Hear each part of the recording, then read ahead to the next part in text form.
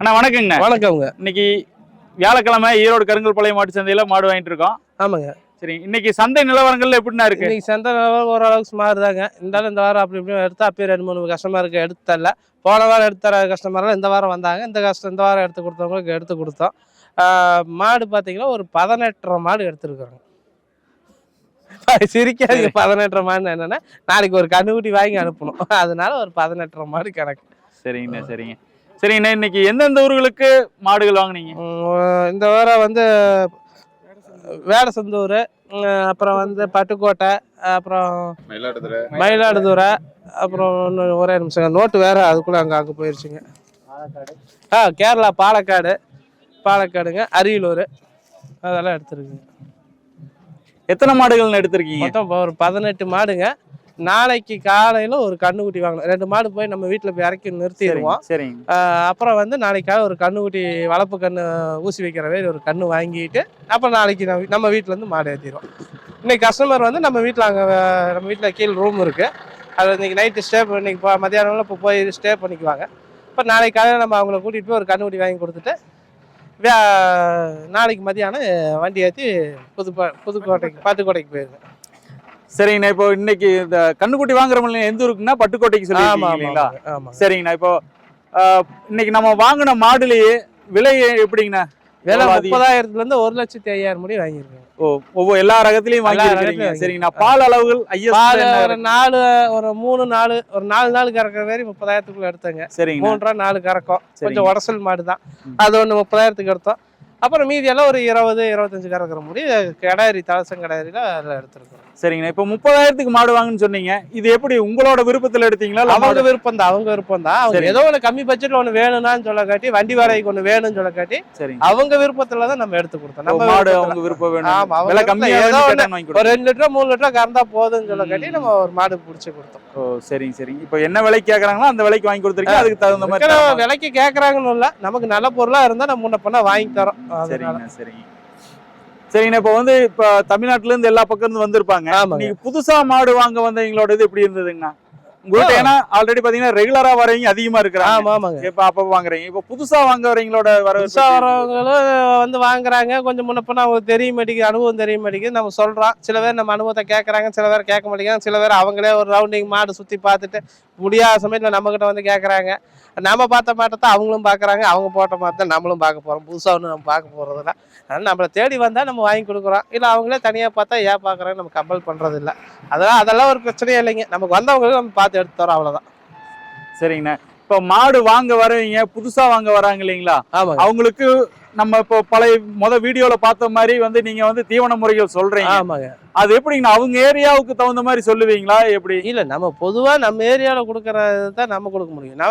நம்ம வீட்டு பிள்ளை என்ன சாப்பிடணும் நமக்கு தான் தெரியும். அவங்க வீட்டுல பிள்ளை என்ன சாப்பிடணும் எனக்கு தெரியாது. நம்ம வீட்டு பிள்ளை உங்க வீட்டுக்கு வந்தா இப்படி கொடுத்தீங்கன்னா பிள்ளை நல்லா இருப்பா அப்படிங்கறத நம்ம சொல்ல முடியும். அதுக்கப்புறம் அவங்க எப்படி பராமரிக்கிறாங்க என்னங்கிறது அவங்க கையில தான் இருக்கு. அவங்க ஊருக்கு பாத்தீங்கன்னா உணவு பழக்க வழக்கம் வேற மாதிரி தான் இருக்கும். ஒவ்வொரு ஊருக்கு மாறுபடுங்க. இது போய் செட் பண்ணிக்கணும். கொஞ்சம் போட்டு அப்புறம் அவங்க செட் பண்ணி அப்புறம் அவங்க ஊருக்கு தகுந்த மாதிரி அதை மாத்திக்கணுங்க. ஆமா, சரிங்க.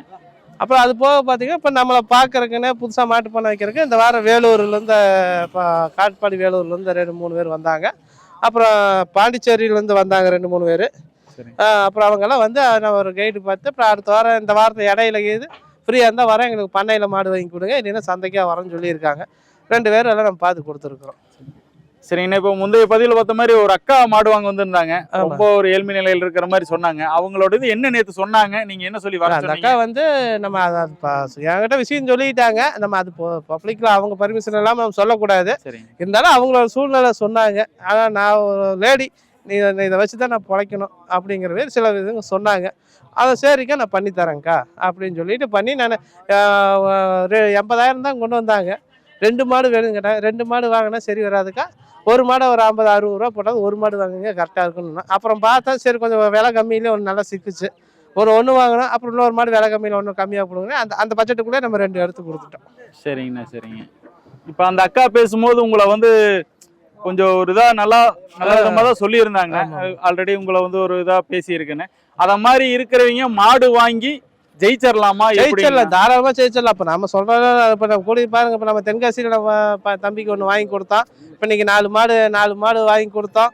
போன வாரத்துக்கு முந்தின வாரம். இன்னைக்கு அந்த தம்பி நம்ம வீடு பால் நல்லா கறந்து ஊற்றி இன்னைக்கு ஒரு சக்ஸஸ்ஃபுல்லாக ரன் பண்ணிட்டு இருக்காங்க.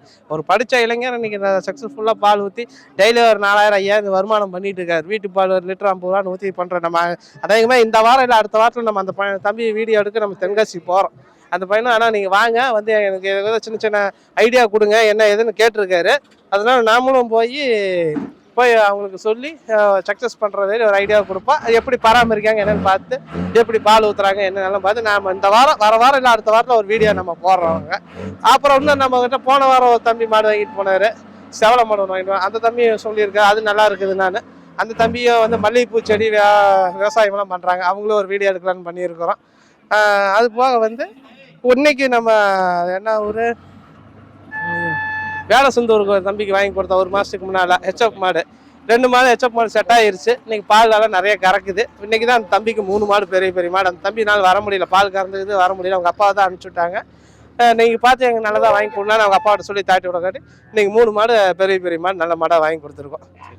அவங்களெல்லாம் நம்ம வரப்போகிற இதெல்லாம் நம்ம அவங்களால வீடியோ போடலான்னு இருக்கிறோம். வீடியோ போகிறவங்க நம்ம வாங்கி கொடுத்த மாதிரி நல்லா இருக்குன்னு இல்லை, அவங்க எப்படி சக்ஸஸாக ரன் பண்ணுறாங்க, படித்த இளைஞர்கள் எப்படி எல்லாம் பால் தொழில் பண்ணி முன்னேறுறாங்க, அடுத்தவங்கள்ட்ட கை கட்டி வேலைக்கு போகாமல் இதில் எப்படி சக்ஸஸ் பண்ணலாங்கிற அவங்க அனுபவத்தை நம்ம போடுறோம். நான் வாங்கி கொடுத்து பால் கறக்கிறதுனால இல்லை, அவங்க அனுபவத்தை தெரிஞ்சுக்கணும்னு சொல்லி நம்ம ஒரு வீடியோ போடுறோம். அனுபவத்தை வச்சு இன்னும் பின்னாடி அவங்கள மாடு வியாபாரம் பண்றீங்க, பால் பிசினஸ் பண்றீங்க, ஒரு மோட்டிவேஷனா இருக்கும்னு சொல்லித்தான் நம்ம வாங்கி கொடுத்த மாதிரி நேரம் பார்த்து கறக்குதுங்க. பெருமைக்கு போய் வீடியோ எடுக்க போகல, அவங்க எப்படி ரன் பண்ணுறாங்க எப்படி இது பண்ணுறாங்களோ அதைத்தான் நம்ம வீடியோ எடுக்க போகிறோம். அது ஒன்று, அதை பார்த்து 4 பேர் தெரிஞ்சுக்குவாங்க. அப்புறம் அந்த பசங்களுக்கு ஒரு என்கரேஜாக இருக்கும். அதனால் போய் பண்ணலாம்.